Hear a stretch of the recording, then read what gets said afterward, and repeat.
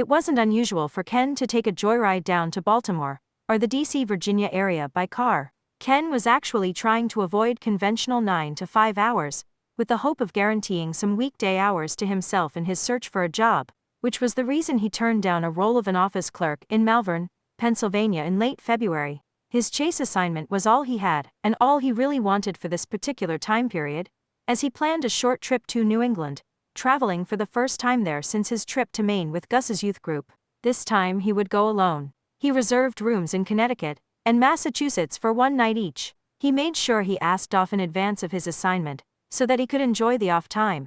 And this time it wasn't a weekend, but the middle of the week. He realized this commute meant traveling through New Jersey, northbound. One of his concerns was getting pulled over again as he had on his most recent trip through the state. He was careful not to break any rules or incur fines. However, once he reached New Brunswick via Route 130, he noticed a police car right in his rear view mirror, switching lanes slowly into his lane. Moments later, its siren went on. Once again he had to pull over, unaware of anything he had done wrong, as he was obeying the speed limit this time. He moved far over to the shoulder to give this officer room. He immediately reached into his glove compartment to get his registration and paperwork.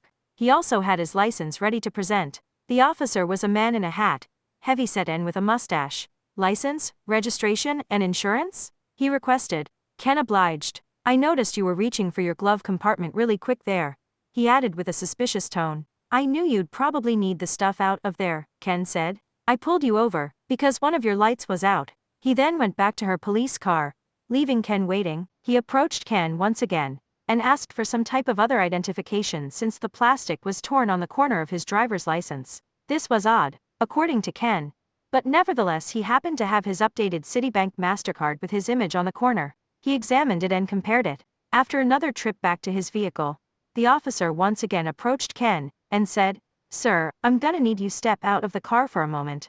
Ken sat in a brief hesitation before saying, "Okay."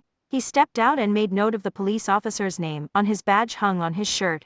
"Hey, Evans, you looked a little hesitant there. Any problems or reservations about me taking a look inside?" he asked. "Well, don't I have a Fourth Amendment right to not have it?" Ken said. "Pardon? Never mind." He, like police officers before, had asked where Ken was coming from and where he was going. This time he said he was visiting family up in New England. The officer was about to take a quick look inside his car when he said, "It's just a little peculiar how you're breaking out in hives and acting so nervous, all alone traveling from Delaware," he said. "I'm nervous because I don't know if I'm gonna get ticketed for something," Ken said. "It would be a $42 fine for the broken light, but I'll tell you what, if you allow me to search, I let you go without issuing you a ticket. How about that?" Ken agreed to that deal. Officer Evans then went on to thoroughly search his vehicle, and the search included inside Ken's jacket and gloves. Ken had a nervous smile on his face as he did it. Eventually the search concluded with nothing incriminating found. At that point, he let Ken go. Ken then resumed traveling north to his Connecticut destination for the night. Ken made a mental note of his name just in case he needed to recollect one day.